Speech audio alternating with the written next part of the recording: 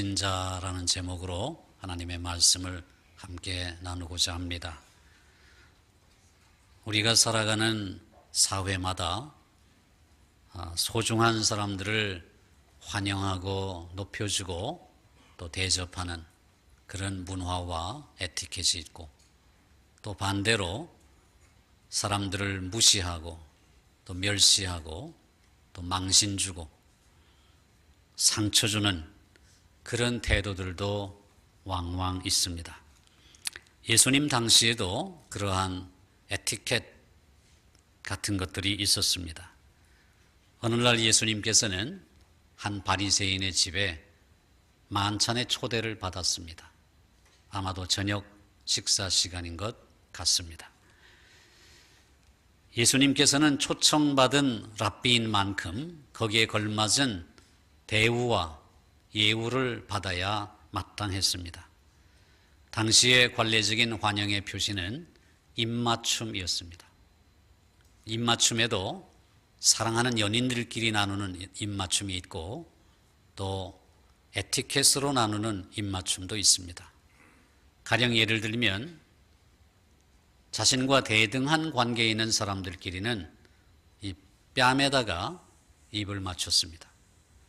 그러면 이제 그 관계가 서로 대등하다는 뜻입니다.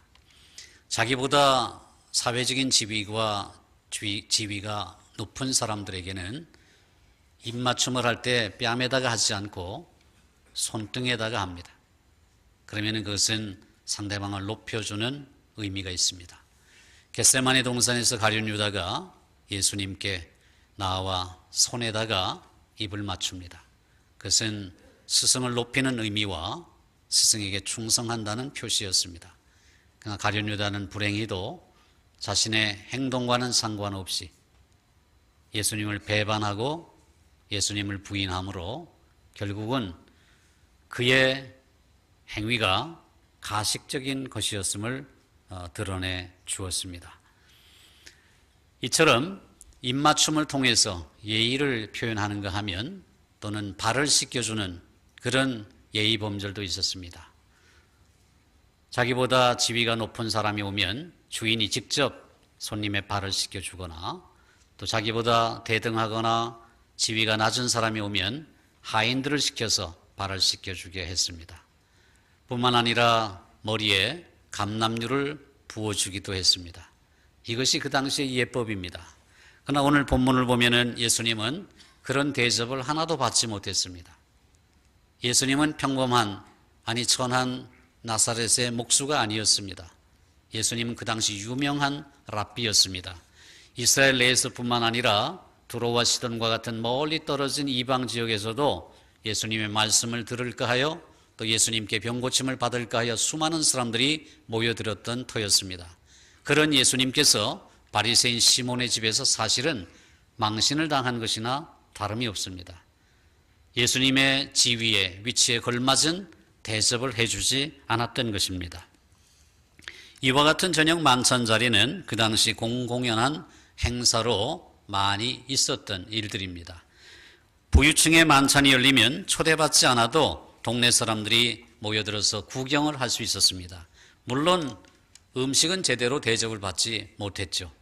그런데 그런 구경꾼 중에 유독 한 여자가 눈에 띄었습니다. 그녀는 온 동네 사람들이 알고 있는 창녀였습니다. 동네에서 그 사실을 모르는 사람은 없었습니다. 아마도 예상컨대는 그 여인은 정오 이전에 아마도 예수님의 말씀을 듣고 마음에 깊은 감동과 또한 은혜를 받았던 것으로 짐작이 됩니다. 그녀의 마음속에 깊은 곳에서 무언가 꿈틀거렸습니다. 의문이 일기 시작한 것입니다. 도대체 내가 왜 이 지경이 되었을까? 잘 아시다시피 어릴 때부터 창녀를 꿈꾸는 사람은 없습니다. 이 여자도 예전에는 누군가의 귀여운 딸이었죠. 그리고 엄마 아빠의 꿈과 희망이었을 것입니다. 그러나 어떤 이유인지는 몰라도 지금은 창녀가 되어 있습니다. 남편에게 버림을 받았는지, 아니면 입에 풀칠을 하기 위해서인지, 생활이 궁핍해서 쉽게 돈 벌려고 그랬는지, 부모가 돈을 받고 팔아버렸는지, 그녀가 이런 세계에 뛰어들게 된 이유는 성경이 밝히고 있지 않습니다. 분명한 것은 그녀의 가슴 속에는 말할 수 없는 그런 거절감과 고통이 자리 잡고 있었다는 사실입니다. 어른이 된 후에도, 지금 이렇게 성인이 된 후에도 그녀는 날마다 매일 버림받는 경험을 하고 있습니다. 사실 번듯한 사람치고 그녀에게 말을 걸어주거나 반겨주거나 인사하는 사람들은 거의 없었습니다. 하지만 예수님의 가르침을 듣는 중에 그녀는 자신을 반겨주는 그 하나님의 깊은 사랑을 느꼈습니다. 하나님은 자기의 있는 모습 그대로, 죄 많은 모습 그대로 받아주시고 용납하시고 사랑하신다는 사실을 깨닫게 된 것입니다. 그렇습니다. 하나님이 보시기에는 세상 사람들이 그렇게 경멸하고 무시하는 그 여인이 너무나도 소중한 하나님의 딸이었습니다. 지금도 늦지 않은 것입니다. 그 나이가 되어서 말이죠. 아니, 바로 지금이 그녀에게는 구원의 날이요 은혜의 날이었던 것입니다. 그녀는 예수님이 바리새인 시몬의 집에 그 만찬에 초청을 받았다는 소식을 듣습니다. 물론 100만 년이 지난다 한들 그녀 같은 사람이 이런 대단한 잔치자리에 초대받을 일은 전혀 없었습니다. 그래도 그녀는 용기를 내어 그 바리새인 시몬의 집들로 들어섭니다. 하나님의 사랑이 그의 발걸음을 인도하신 것입니다. 마치 우리가 교회 안에 우리의 발걸음을 옮겨놓듯이 말이에요. 그녀는 용기를 내어 한 걸음 한 걸음 예수님께 가까이 다가갑니다. 그러나 감히 예수님의 정면으로 다가갈 수가 없었습니다. 그래서 예수님의 뒤쪽으로 가만 한 걸음씩 다가갔습니다. 잠시 그녀는 망설였습니다. 어떻게 할까? 입맞춤을 해드릴까? 여자가 어떻게? 그리고 나 같은 사람이 어떻게? 만일 내가 예수님께 입맞춤을 하면 사람들이 나를 어떻게 생각할까? 그리고 예수님은 나를 어떻게 생각하실까? 그 순간 생각이 바뀌었습니다. 그래, 나 같은 사람은 예수님께 입맞춤할 자격도 없으니 예수님의 발에 입을 맞추자. 용기를 잃기 전에 여자는 재빨리 행동에 옮깁니다. 이 장면을 상상해 보시기 바랍니다. 예수님은 발을 식탁 바깥쪽으로 해서 이렇게 비스듬히 누워 계십니다. 그것이 유대인의 식사 예법입니다. 모든 사람의 시선이 예수님께 다가가는 그 여자를 향했습니다. 여자는 무릎을 꿇습니다. 예수님의 발에 입을 맞춥니다. 웅크리고 있던 그녀가 마침내 용기를 내어 고개를 들어 예수님의 눈을 쳐다봅니다. 예수님은 그윽한 사랑의 눈으로 그녀를 바라보고 계셨습니다. 그분의 눈에서는 정죄나 조롱이나 난처함을 찾아볼 수 없었습니다. 오직 사랑만이 보였습니다. 그녀를 상품이 아니라 물건이 아니라 하나님의 딸로, 그녀를 하루 저녁 놀이객감이 아니라 존귀한 인격체로, 아름다운 보석 같은 딸로 바라보신 것입니다. 그런 예수님의 눈빛을 대하자 그녀는 눈물이 샘솟듯 솟구쳐 올라왔습니다. 이내 얼굴 전체가 눈물 번벅이 됩니다. 지난날의 잘못을 후회하는 슬픔의 눈물이었겠고 예수님의 용서에 감사하는 눈물이었으며 그녀 앞에 앞으로 펼쳐지게 될 완전히 새로운 인생을 보는 기쁨과 소망의 눈물이었을 것입니다. 예수님의 영롱한 눈이 거울이 되어 그녀는 그것을 통해 자신의 새로운 가능성을 보게 되었습니다. 시몬이 씻기지 않은 예수님의 발은 그녀의 눈물로 젖어 있습니다. 그녀는 미리 준비하기로 했듯이 서둘러 머리를 풀어 헤칩니다. 여자가 다른 남자 앞에서 머리를 푼다는 것은 정상적인 사람으로서는 있을 수 없는 일입니다. 그것은 흔히 남자를 유혹하는 의미를 담고 있었기 때문입니다. 하지만 그녀는 당당하게 머리를 풀어 헤쳤습니다. 사람들은 숨을 죽이고 눈앞에서 벌어지고 있는 예기치 못했던 일을 주목하고 있습니다. 뜻밖에도 그녀는 자신의 소중한 머리카락으로 예수님의 발을 닦아드렸습니다. 그리고 그녀에게는 미리 준비한 향유 옥합이 있었습니다. 그것을 깨뜨려 예수님의 발에 부었습니다. 그리고 몇 번이고 예수님의 발에 입을 맞추었습니다.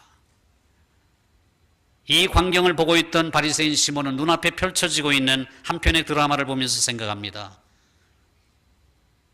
예수라는 저 사람도 별 볼 일 없는 인물이 아닌가. 선지자라면, 예수가 참된 선지자라면 자기 앞에서 저런 짓을 하고 있는 저 여자가 누군지 알고 있었을 테고, 그렇다면 저 여자가 자기 발끝도 만지지 못하게 했을 텐데, 예수라는 이분이 저 여자가 누군지 모르는 것이 틀림없어. 이렇게 생각했습니다. 하지만 예수님은 그 여자가 누구인지 알고 계셨습니다. 그리고 예수님 이렇게 생각하셨습니다. 어떻게 해야 바닥에 엎드린 저 가치 없어 보이는 저 여자의 진정한 가치를 저 교만한 시몬에게 깨닫게 할 수 있을까? 그래서 예수님은 시몬에게 짤막한 이야기를 해줍니다. 시몬아, 내가 네게 이를 말이 있다. 예, 말씀하옵소서. 두 사람이 빚을 졌단다. 한 사람은 500데나리온, 다른 한 사람은 50데나리온. 근데 두 사람 모두 빚을 갚을 길이 없어서 감옥에 갈 수밖에 없었지. 그런데요, 놀라운 일이 벌어졌단다.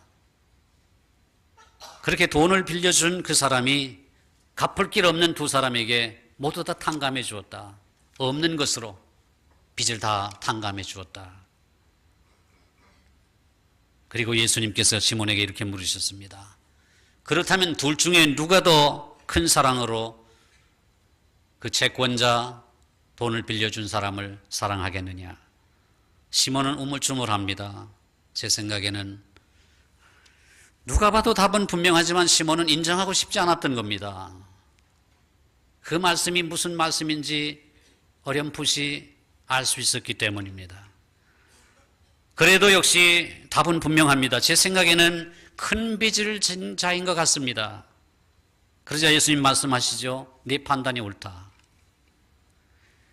예수님의 이러한 가르침은 오늘 우리의 생각과도 대조를 이룹니다. 우리는 이렇게 생각하죠. 큰 문제 없이 일평생 동안 올바른 삶을 살아온 도덕적인 사람들, 또 교회 생활을 통해서 오랜 연륜을 가진 신앙인들, 이런 사람들이 주님을 더 사랑하고 이웃을 더 사랑하리라고 생각을 합니다. 그리고 세상에서 버림받은 사람들, 가난한 사람들, 죄 많은 사람들은 예수님을 사랑할 수도 이웃을 사랑할 수도 없다고 생각을 합니다. 그러나 예수님의 생각은 달랐습니다. 예수님의 이 말씀은 지독한 죄와 함께 살아오다가 그 지독한 은혜 앞에 무너져 내린 사람이야말로 지독한 사랑을 할 수 있다는 말씀이었습니다. 사람들은 바리새인 시몬이 더 많은 사랑을 할 줄 알았어요. 사람들은 우리 같은 성직자가, 여러분과 같은 신실한 신앙인들이 주님을 더 사랑할 줄 알았어요. 주님은 그렇지 않다는 거예요. 사람들의 버림받은 창녀, 사람들이 멸시하는 창녀가 주님을 더 사랑한다는 거예요.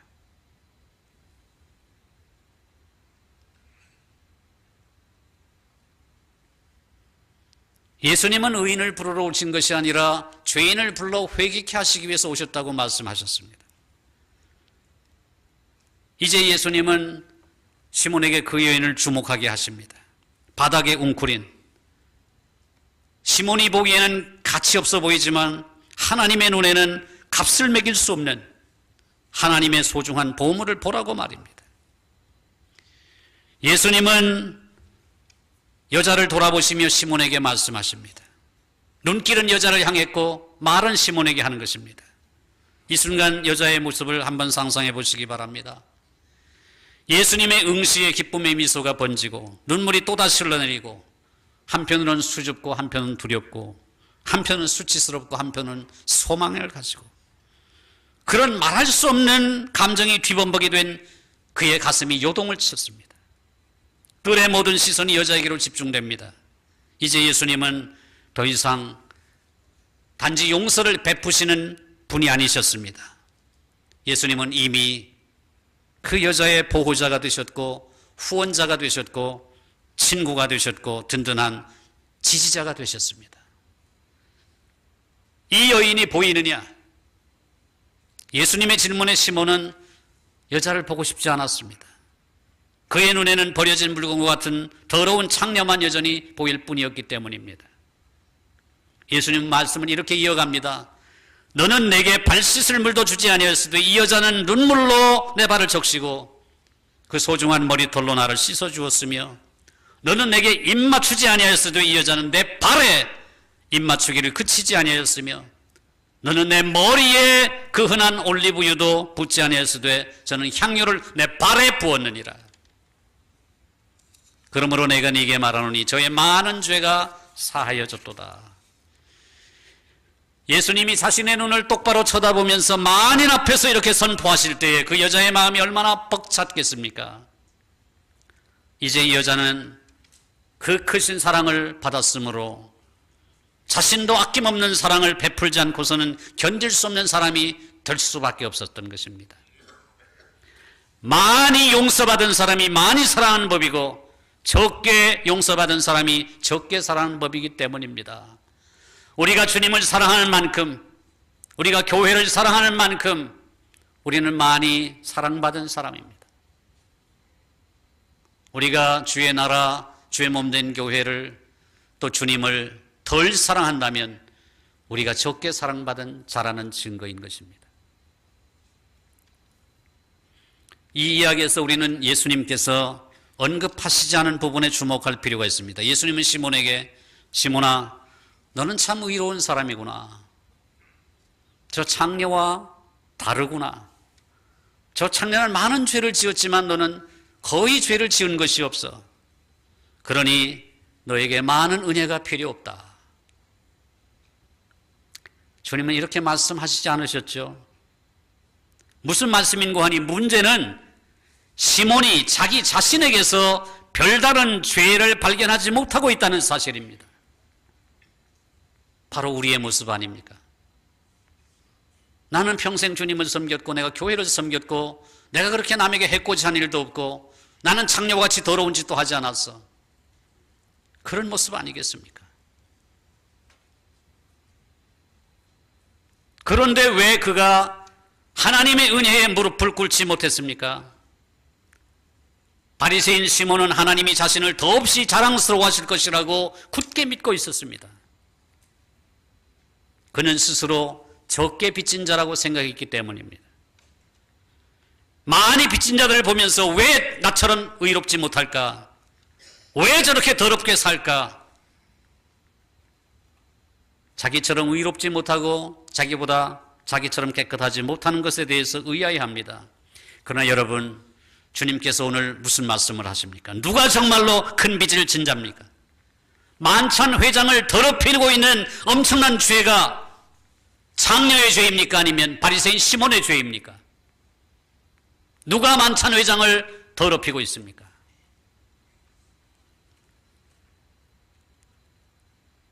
주님이 생각하는 죄는 시몬이 생각하는 죄와는 전혀 다른 색다른 죄였습니다. 만왕의 왕이신 주님을 보고도 입 맞추지 않은 입술, 만왕의 왕이신 주님 앞에 무릎 꿇지 않는 교만함, 자신의 죄를 애통해하지 않는 메마른 눈, 하나님이 많은 섬김을 하라고 주신 이 손을 가지고 섬기지 않는 손,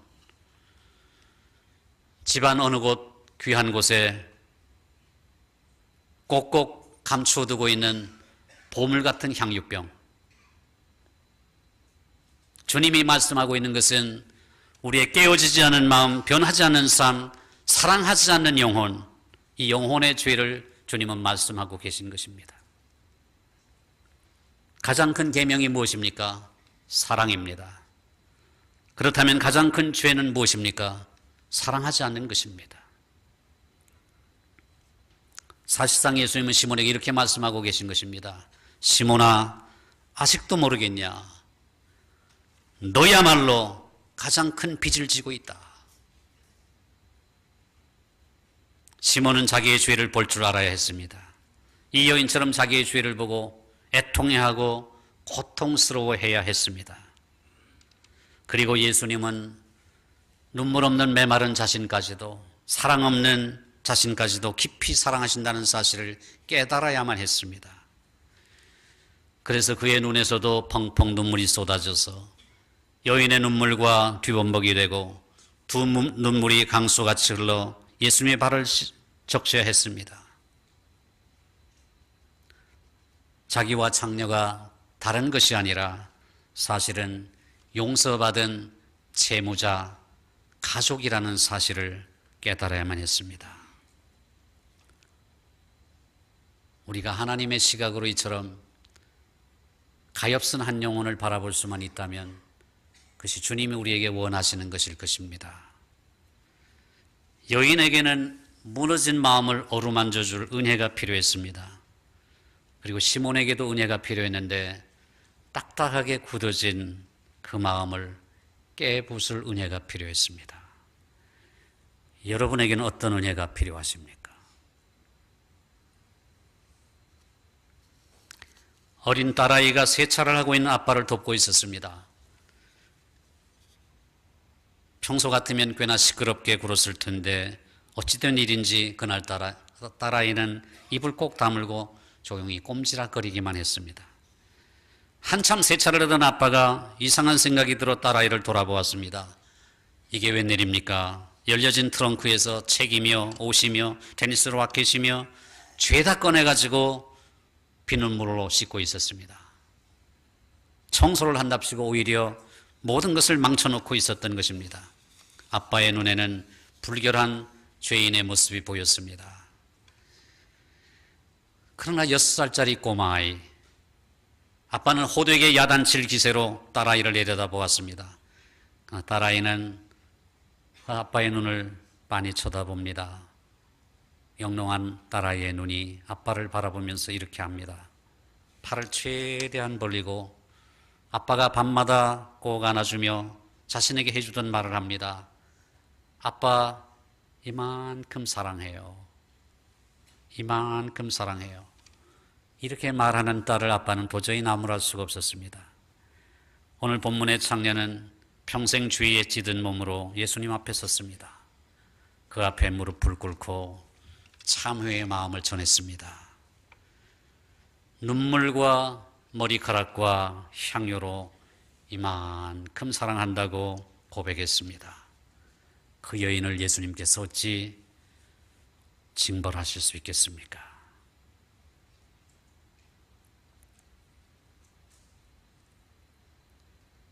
예수님께서는 여자를 향해 이렇게 말씀합니다.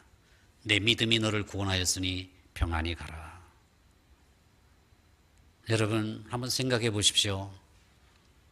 창녀의 마음 상태 말입니다. 창녀는 두려움에서부터 시작해가지고 죄책감, 상처, 그리고 무언가를 향한 분노, 그리고 미움, 수치, 증오심, 이런 온갖 감정이 뒤범벅이 되어 있지 않겠습니까? 혹시 모르겠습니다. 살면서 조그마한 기쁨이라도 누렸을지. 그러나 그녀의 마음 상태를 한마디로 우리가 요약한다면 버림받은 데 대한 외로움일 것입니다. 버림받은 데 대한 외로움 말입니다. 평안이요. 내 믿음이 너를 구원하였으니 평안히 가라. 평안, 샬롬. 그녀에게는 처음 들어보는 얘기였습니다. 한 번도 경험해 보지 못했습니다. 단 한 번도 평안한 적이 없었으니까요. 그러나 예수님이 이렇게 말씀하신 것입니다. 너를 정죄하고 비난하는 이 모든 이들이 경험할 수 없는, 그리고 세상이 너에게 줄 수 없는, 그리고 세상이 너에게 주지 못했던 그 놀라운 평안을 내가 내게 준다. 앞으로 고개를 숙이지 마라. 어깨를 늘어뜨리지 말라. 고개를 들렴, 어깨를 펴렴. 자칭 의인들이 정죄하는 가증스러운 죄인이 아니다. 너는 이제부터 하나님의 존귀하고 보배로운 딸이란다. 여러분, 주님의 사랑의 힘은 죄인을 왕자로, 공주로 만들 만큼 강력한 줄 믿으시기 바랍니다. 주님의 십자가의 사랑은 우리를 왕같은 제사장으로 만들어 주셨습니다. 그 힘은 받은 바 사랑의 힘에 비례합니다. 많이 용서받은 자가 많이 사랑할 수 있습니다. 여러분에게 묻습니다. 여러분은 바리새인입니까? 창녀입니까? 여자를 보는 시몬의 마음은 왜 예수님과 달랐을까요? 내가 의인이라고 생각하는 만큼 나는 예수님을 덜 사랑하게 됩니다. 그러나 내가 죄인이라고 생각하는 만큼 나는 예수님을 더 사랑하게 됩니다. 이 시간 나보다 못해 보이는 사람들을 멸시하고 무시했던 죄를 회개합시다. 바리새인 시몬처럼 나의 의의를 자랑하고 교만했던 죄도 회개합시다. 여러분은 500데나리온의 빚을 탕감받은 죄인입니까? 아니면 500데나리온, 50데나리온이 아니라 500데나리온의 빚을 탕감받은 죄인입니까? 우리가 놓아야 할 우리의 은혜의 자리는 어디입니까? 적게 빚을 탕감받았다고 생각하면 적게 사랑합니다. 그러나 많이 빚을 탕감받았다고 생각하면 많이 사랑할 수밖에 없습니다. 창녀의 사랑과 바리새인의 사랑이 오늘 본문에 극적으로 대조되어 있습니다. 여러분은 하나님께서 여러분에게 베푸신 은혜에 보답하기 위해서 무엇을 드렸습니까?